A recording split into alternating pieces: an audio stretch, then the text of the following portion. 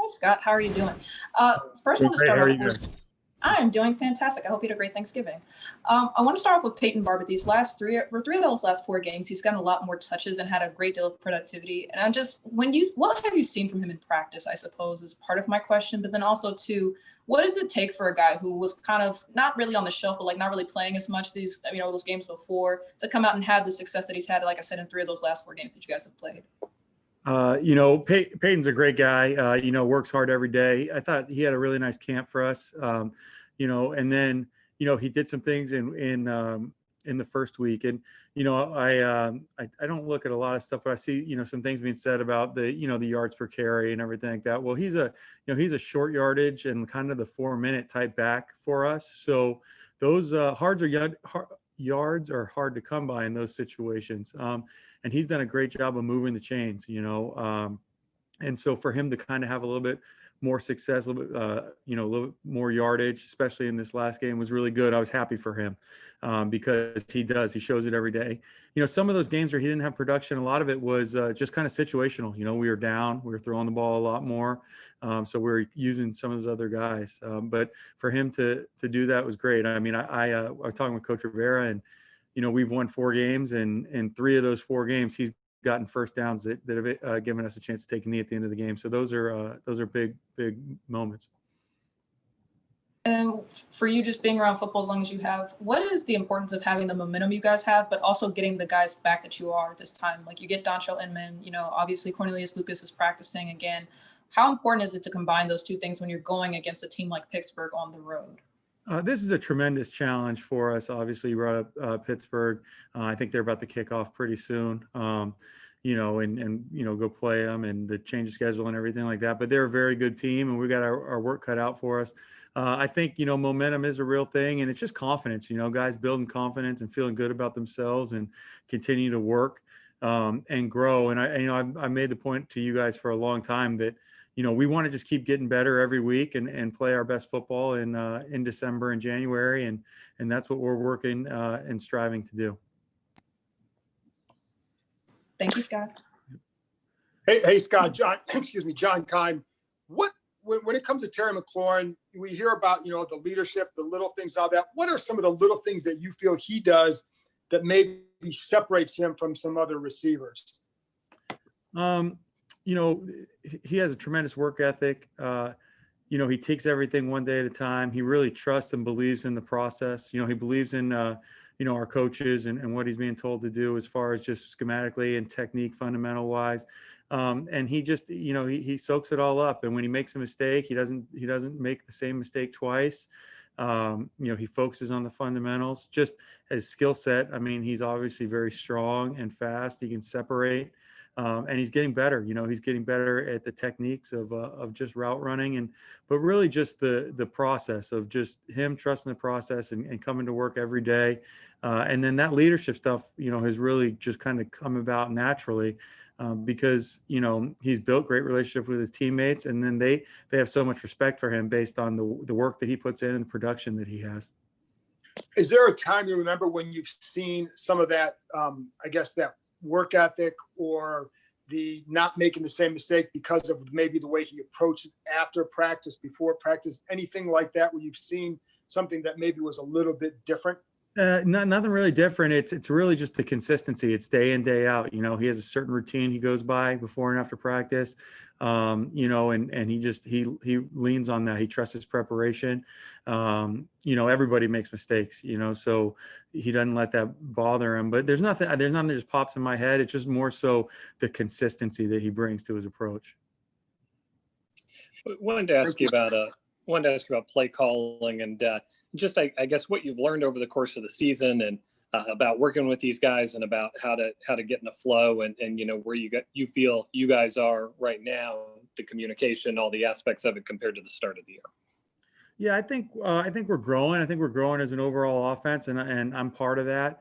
I think our communication, has been pretty good. I think when you play with 3 different quarterbacks, there's going to be some little differences with each guy. I think overall, though, we've done a pretty nice job of, not having to use timeouts, not getting too many delay games, those types of things. There's been a couple of those that we need to, get better at.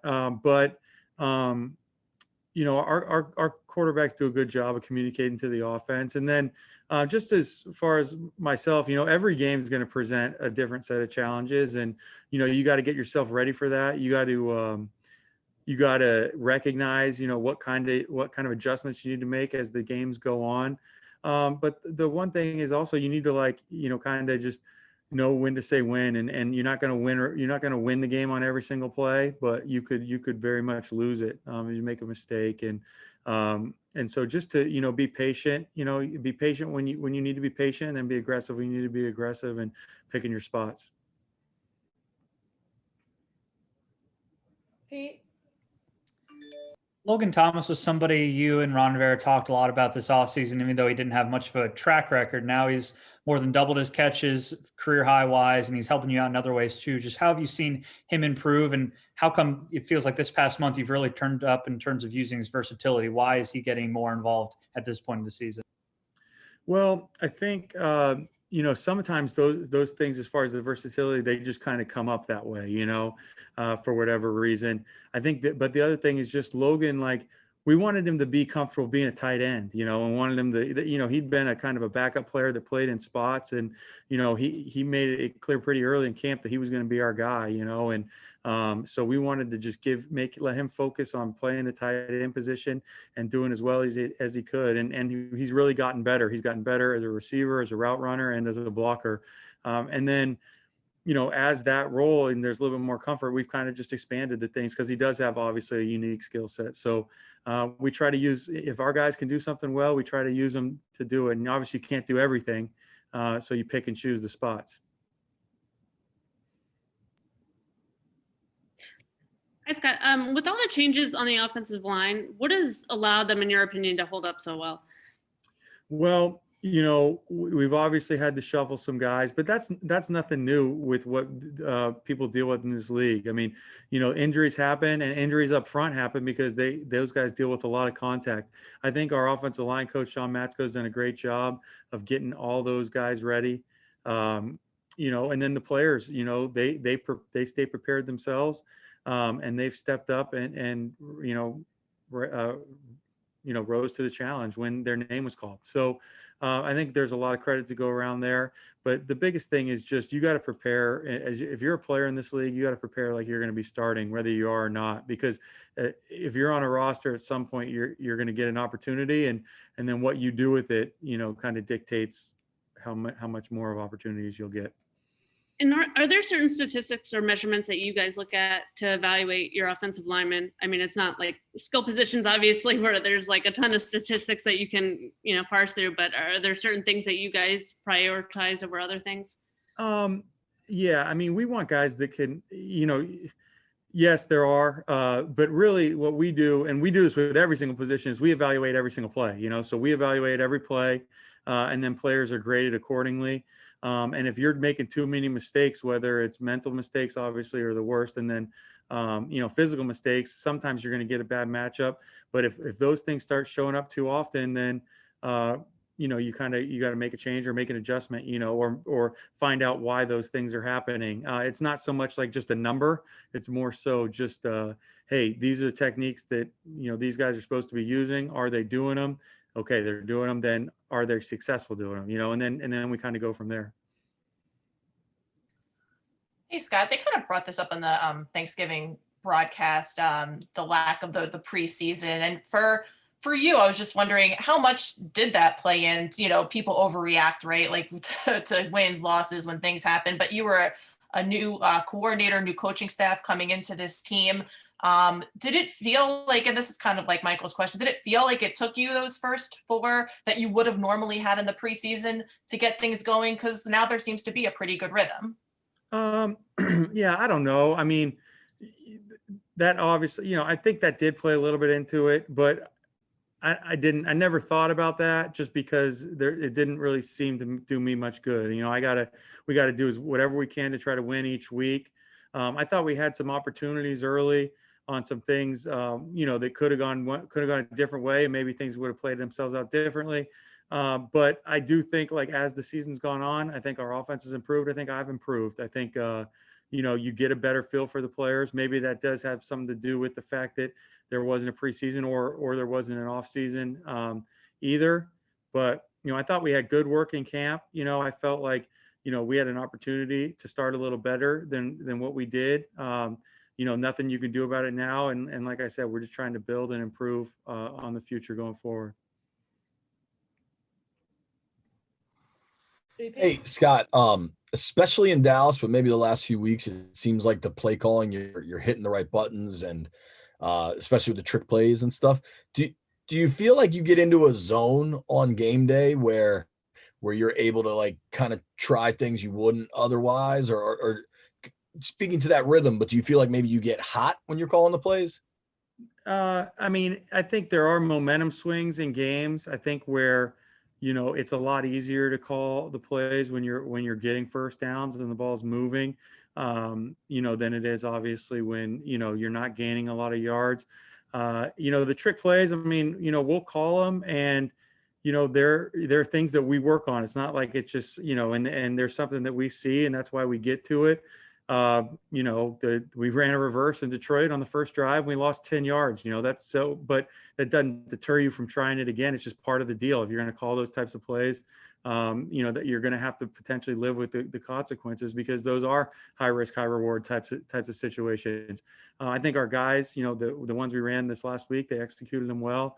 But it does come down to, obviously the timing on when you call those types of things, but execution, and then just trusting your players. And we got a lot of trust in our guys just based on the work and the preparation we see week in, week out, that, even if it is a bad look, hey, we'll protect the ball, we'll get to the next play, and then we can overcome it. But if we do get the good look, that we'll take advantage of it.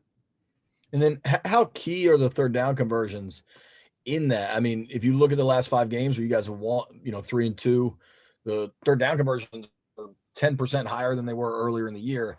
Knowing your guys can maybe stay on the field longer, does that open up the playbook more? Yeah, it gives you more opportunities.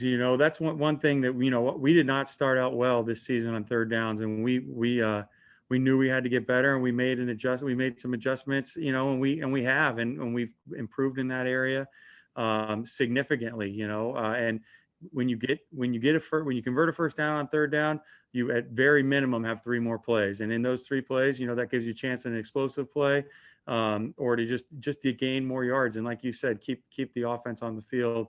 And I think that's really given us the kind of the boost to be able to move the ball. Thanks. Last one, Matt Paris. Hey, Scott.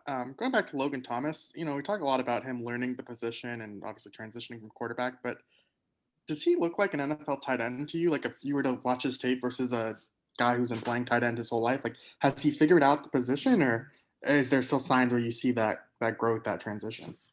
No, body type, he 100% looks like a tight end, and he has since we got him. Just based off the film from when he played for other teams in the past, it was just about learning the intricacies of the position, and then just feeling more comfortable.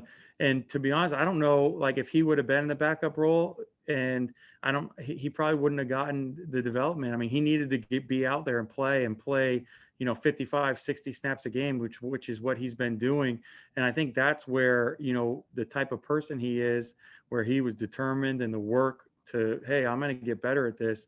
That's where the growth has come, is from just kind of fighting through, the struggles and the issues of, playing tight end and blocking defensive ends, and, going out and winning on releases and getting separation tops of routes. He's learned throughout the course of the season. And I think that's where a lot of that improvements come from.